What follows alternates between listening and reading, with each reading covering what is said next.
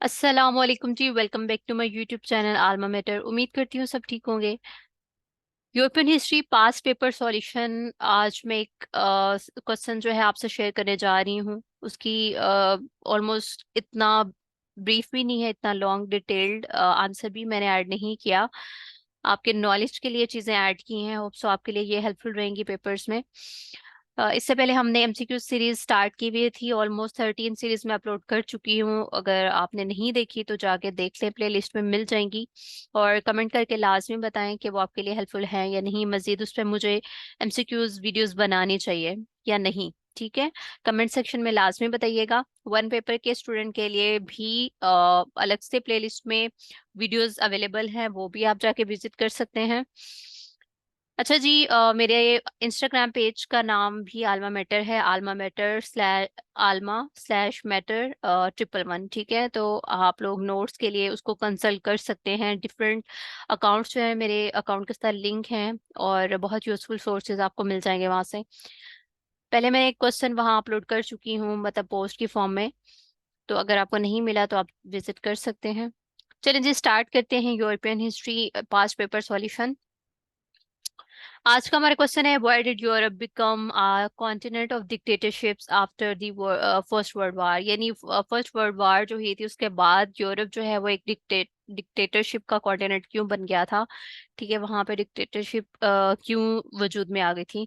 तो उसकी बहुत सी रीजन है। सबसे पहले तो मैं आपसे ये मैप शेयर कर देती हूँ। मैप है, ये देखें, before world war one and after world war one. तो इसमें चेंजेस आए हैं। ठीक है, बहुत से जो है मुल्क जो थे वो दूसरे मुल्क, जो मुल्क थे उनके साथ उनको ऐड कर दिया गया था। अच्छा जी, Europe saw the rise of dictatorship after world war one for the several interconnected reason. अब वो रीजन हम डिस्कस कर लेते हैं। वो कौन सी रीजंस थी, वो कौन से फैक्टर्स थे जिनकी वजह से after world war one Europe जो है उसमें डिक्टेटरशिप जो है उसका रूल स्टार्ट हुआ। तो सबसे पहले थी रीजन हमारे पास पोस्ट वार इंस्टेबिलिटी। ठीक है, जो जंग थी वर्ल्ड वार वन थी, उसके बाद यूरोप में बहुत ज्यादा इंस्टेबिलिटी आ चुकी थी। क्या हुआ था जी, कौन कौन सी इंस्टेबिलिटी थी जी? पॉलिटिकल, इकोनॉमिकल और सोशल। ठीक है। फिर हुआ treaty of Versailles and the punitive measures imposed on Germany created resentment and economic hardship contributing to political instability. ये फैक्टर्स थे जिन्होंने यूरोप में पॉलिटिकल इंस्टेबिलिटी को जन्म दे दिया। अगला फैक्टर हमारा देखते हैं हम, इकोनॉमिक टर्मल, जिसमें हाइपर इन्फ्लेशन हो गई थी वहां पे। अनएम्प्लॉयमेंट हो गई, इकोनॉमिक डिप्रेशन हो गया। लोग जो थे वो कह लें कि दर बदर भूखे खुराक के लिए तड़प रहे थे और चक्कर लगा रहे थे कि कहाँ से वो जॉब्स के लिए अपने रिसोर्सेज तलाश करें, जॉब करें और कमाएं अपने पेट के लिए। ठीक है। तो सेकंड हमारी रीजन इकोनॉमिक टर्मल था। फिर थर्ड रीजन आ जाती है beginning of monarchies. World war one के बाद जो है मोनार्कीज वो तो कह लो कि एक तरह से कोलैप्स कर गई थी, ठीक है, या कमजोर पड़ गई थी। डिक्टेटरशिप ने जन्म दिया। यह हम देख लेते हैं several European monarchies to collapse such as German Kaiser, the Russian Tsar, the Austrian Hungarian Empire. Various political movements including extremist filled the vacuum of power left behind। ठीक है, एक्सट्रीमिस्ट जो थे उन्होंने इस वैक्यूम को फिल किया। फिर है जी rise of radical radical ideologies. Various ideologies थी जैसे कि कम्युनिज्म, फाशिज्म, बुल्शविक, जो हैं एक कह लो कि मेंबर्स की पार्टी थी, वर्किंग क्लास थी, जो कि रेवोल्यूशन लेके आए रशिया में 1917 में। तो ये जो आइडियोलॉजीज थी इन्होंने ये राइज करना स्टार्ट होगी यूरोप में। ठीक है, एक तो ये रीजन थी, बाकी इसको आप पढ़ लीजिएगा। meanwhile the appeal of far right ideologies like fascism, nazism grew in response to perceived threats to traditional values। ठीक है। फिर अगला हमारा फिफ्थ फैक्टर आ जाता है वीक डेमोक्रेटिक ट्रेडिशंस। तो वो क्या थी जी, इनकी क्या थी, had weak democratic democratic tradition और had only recently adopted democratic system. क्योंकि जैसे हमने देखा कि वर्ल्ड वॉर वन के बाद डिक्टेटरशिप जो है ऑलमोस्ट वीक पड़ गई थी। ठीक है, तो डेमोक्रेसी जो वजूद में आई थी, डेमोक्रेटिक सिस्टम जो आया था वो भी इतना वेल डेवलप नहीं था, उसको इतने अच्छे से अडॉप्ट नहीं कर पाए थे ये लोग। ठीक है, ये एक रीजन थी। फिर दोबारा से क्या हुआ जी, पॉलिटिकल पोलराइजेशन हो गया। ठीक है, बहुत सी कह लो कि हर जगह जो आइडियोलॉजीज हैं वो मैंने बताया कि वो बढ़ना शुरू हुई, नाजीज्म, कम्युनिज्म। ठीक है, साथ ही साथ हमारे पास फाशिज्म। तो जैसे आइडियोलॉजीज बढ़ी तो उभरी। ठीक है, तो इन्होंने अपने अपने सेपरेट सेपरेट ग्रुप्स बनाना शुरू कर दिए। तो हर ग्रुप जो है उसका डिफरेंट एम होता था, दूसरे ग्रुप के खिलाफ होता था। तो इस तरह से बहुत जो है ना पॉलिटिकल पोलराइजेशन वहां पे कह लो कि राइज हुई। ठीक है, फिर सेवंथ पॉइंट आ जाता है फियर ऑफ कम्युनिज्म। तो ये उसी में ऑलमोस्ट आ जाता है पॉलिटिकल पोलराइजेशन में। उसमें हमने तीन चार जितनी भी आइडियोलॉजीज हैं उनको कवर किया है, मतलब इनको आपने मेंशन करना है। अच्छा, यहाँ सेपरेट भी पॉइंट बन सकता है फेयर ऑफ कम्युनिज्म। तो कम्युनिज्म से क्या हुआ, Russian revolution and the spread of communism, some conservative elites and business interest supported to or tolerated authoritarian regimes as a bulwark against socialist और कम्युनिस्ट मूवमेंट। मतलब communist movement के further इसके spread होने से बचने के लिए बहुत से लोगों ने अथॉरिटेरियन जो रिजीम्स थी उन्हें बर्दाश्त किया। ठीक है, ताकि वो कम्युनिज्म से बच सकें। फिर है लैक ऑफ इंटरनेशनल यूनिटी। अब जाहिर है जब जंग हुई हालात जो थे वो बहुत ही ज्यादा खराब हो चुके थे यूरोप के। ऊपर हमने देखा हाइपर इन्फ्लेशन हो गई थी, अनएम्प्लॉयमेंट हो गई थी, फिर सोशल पॉलिटिकल जो थे टर्मोइल वो वजूद में आए। तो इंटरनेशनल यूनिटी भी इससे खत्म हो गई। हर एक जो है वो डिफरेंट आइडियोलॉजीज को फॉलो करना शुरू हो गया, हर एक ने अपने अपने ग्रुप्स बना लिए, हर एक जो है अपने राइट्स के लिए लड़ना शुरू हो गया। तो जाहिर है वो यूनिटी कहाँ रही फिर।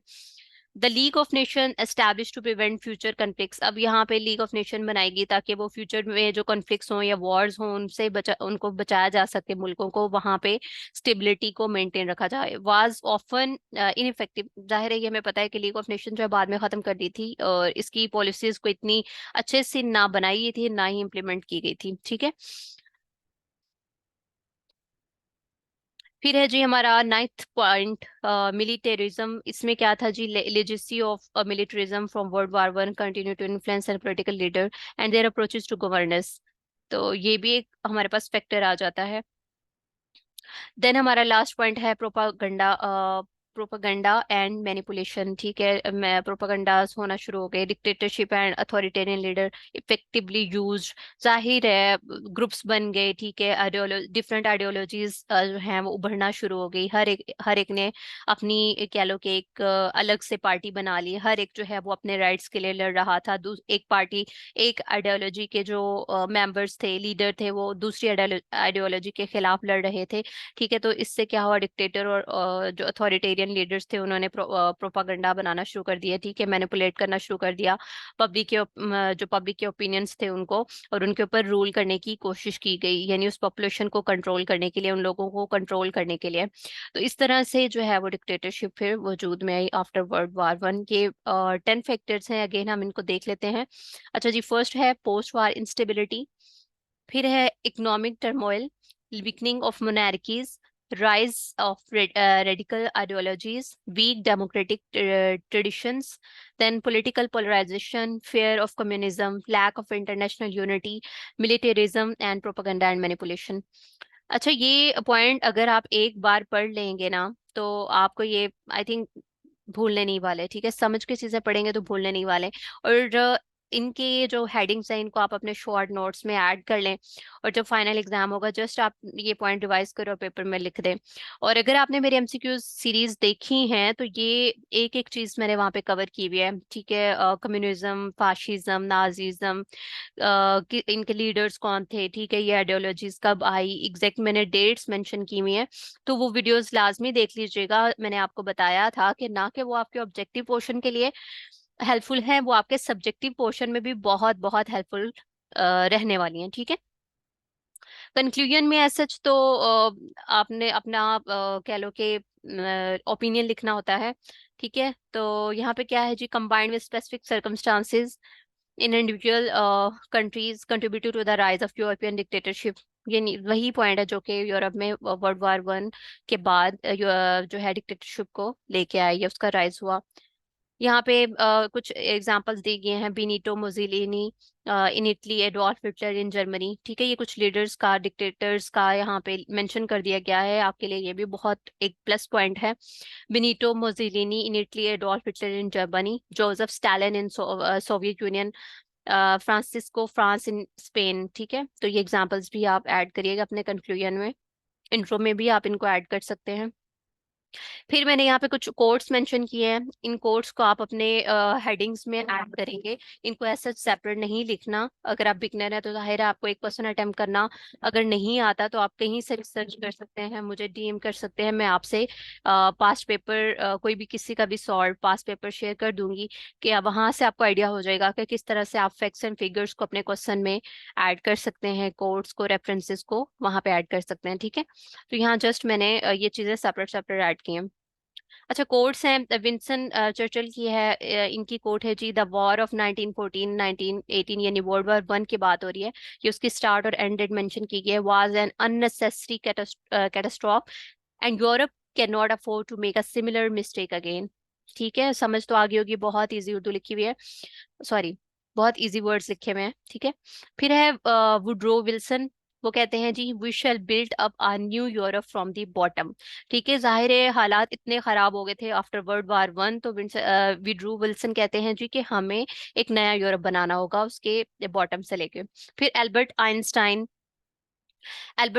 का हमने एमसीक्यूज भी पढ़ा था, गेस करें कि हमने पढ़ा था कि एल्बर्ट स्टाइन ये साइंटिस्ट हैं, इनको कौन से मुल्क की प्रेसिडेंसी दी गई थी। तो ये मैं अपने एमसीक्यूज में कवर करवा चुकी हूँ, इसके लिए आपको एमसीक्यू सीरीज देखना पड़ेगी, और आंसर अगर आप लोगों ने वो सीरीज देखी है तो कमेंट में लाजमी इसका आंसर बताएं कि कौन से मुल्क की प्रेसिडेंसी जो है एल्बर्ट आइंस्टाइन को ऑफर की गई थी। ठीक है, अच्छा यहाँ पे एल्बर्ट आइंस्टाइन की हम देख लेते हैं coat. The world was weary of belligerence. Europe was like a sick child. तो वर्ल्ड वॉर वन की कंडीशंस को लेके, या आफ्टर वर्ल्ड वॉर वन के हालात को देख के, ये फेमस जो स्कॉलर्स हैं उन्होंने अपनी कोट्स दी हैं। ठीक है, नेक्स्ट है हमारे पास George Clemenceau, war is too serious a matter to interest a military man. ठीक है, फिर है जी एजी वेल्स, ये कहते हैं the peace is not the absence of war but the presence of justice. तो ये आपके पास कोड्स हैं, इनको आप कोई भी एक यहाँ से कोड उठाएं और अपने वहां ऊपर वाली हेडिंग्स में ऐड कर दें, कोई भी यहाँ से मतलब उठाएं और अपने डिफरेंट हेडिंग्स में ऐड कर दें, तो हेल्पफुल रहेंगी। अच्छा, फिर मैंने यहाँ पे कुछ बुक रेफरेंसेस ऐड किए हैं, बहुत प्लस पॉइंट है आपके लिए, अच्छे नंबर ले सकते हैं आप, ग्रेड्स ले सकते हैं। और फिर मैं आपको मैप का भी बताती हूँ। अच्छा दी, अब ये जितने मैंने रेफरेंसेस यहाँ पे ऐड किए हैं, आपको ये सब ऐड नहीं करने ऑलमोस्ट, ये 10 है आई थिंक, 10 है या 10+ है, तो ये सब आपको ऐड नहीं करने। ठीक है, 10 पॉइंट है, अगर आप पेपर में 10 पॉइंट बना रहे हैं तो फिर हर पॉइंट में, यानी हर अपने जो आपकी हेडिंग होगी उसमें ऐड कर दें। अगर 10 पॉइंट नहीं बना रहे, 7 पॉइंट बना रहे हैं, तो उनमें से कोई 5 अपनी हेडिंग्स में भी ये ऐड कर देंगे तो इट्स एनफ। ठीक है, क्योंकि पेपर में टाइम कम होता है, और जब हम क्वेश्चन सॉल्व कर रहे होते हैं तो एक जो हेडिंग है उसको जब हम लिखना स्टार्ट करते हैं उसके फर्दर डिस्क्रिप्शन को, तो वो टाइम गुजर रहा होता है, हमें पता ही नहीं चलता। तो मैं एंड पे आपको टिप भी देती हूँ कि जब आप पेपर सॉल्व करते हैं तो आपको किस तरह से करना चाहिए, टाइम को मैनेज करना चाहिए। अच्छा, फर्स्ट हम रेफरेंस देख लेते हैं, द एनाटमी ऑफ फाशिज्म। ये बुक लिखी है बाय रॉबर्ट ओ पेक्सटॉन ने। तो इसमें ये क्या कहते हैं, ये the book provides insight into the rise of fascist regime in Europe, including those in Italy, Germany, in aftermath of World War One. फिर अगली बुक है the Spanish civil war, a very short introduction by Helen Graham. तो अब मैं इनकी detail नहीं पढ़ी, आप देख लीजिएगा वीडियो को पॉज करके। अच्छा, नेक्स्ट आप बुक का रेफरेंस दे सकते हैं, the dictators, Hitler Germany, Stalin Russia, by Richard Overy. जैसे अभी हम यहाँ एंड पे कंक्लूजन में पढ़ चुके हैं डिक्टेटर्स, फेमस डिक्टेटर्स का, जिन्होंने जिन मुल्क पे डिक्टेटरशिप की। तो यहाँ पे बताया गया हिटलर जर्मनी, स्टालिन्स रशिया। ठीक है, बाय रिचर्ड ओवे, तो इन्होंने ये बुक लिखी है। Then Mussolini and fascist Italy by Martin Blinkhorn. फिर अगली हमारे पास है the coming of the third Reich by Richard J Evans. Next है Europe between the wars, a political history by Martin Kitchen. Next है हमारे पास dictators at war and peace by Jessica L P Weeks. Then है the dark valley of panorama of the 1930s by Piers Brendon. Second last है the वेंग्विश्ड Y the first world war failed to end by Robert Gerwarth. और last one है जी fascism a warming, sorry fascism a warning, ठीक है, bye मेडिलिनी अल Albright, ठीक है। तो ये चीजें आपने लाजमी कोट करनी है अपने पेपर में, यानी रेफरेंसेस, कोटेशंस, कुछ फैक्ट्स, ठीक है, जो कि आपके क्वेश्चंस को, आपके आर्ग्यूमेंट्स को स्ट्रांग बनाएंगी। अगर आप इनको हाईलाइट करके अपने पेपर में, अपने क्वेश्चन में ऐड करेंगे तो आपके फुल बाय फुल मार्क्स भी आ सकते हैं। ठीक है, अब मैं आपको एक टिप दे देती हूँ कि आपने क्या करना है जब भी कोई क्वेश्चन सॉल्व करना है। अगर उससे रिलेटेड कोई मैप है, करंट अफेयर का पेपर है, या कोई भी आपका ऑप्शनल कोई हिस्ट्री का सब्जेक्ट है, ठीक है, तो अगर उस क्वेश्चन से रिलेटेड मैप है तो आपने मैप लाजमी ऐड करना है। अब मैप ऐड करने का मकसद ये नहीं है कि जाहिर है हर एक की ड्राइंग अच्छी नहीं होती, तो बाज दफा बच्चों को मैप नहीं बनाना आता, तो इसका मतलब ये नहीं कि आप फिर बनाएं ही ना, नहीं, आप रफ सा बनाएं, जस्ट पॉइंट जो है वो समझ आ जाए, लोकेशन समझ आ जाए कंट्रीज की, ठीक है, एक कह लो कि रफ सा स्केच बना देना है मैप का, तो ये प्लस पॉइंट है, ठीक है। मैप लाजमी बनाना है अगर किसी भी क्वेश्चन से रिलेटेड मैप है तो।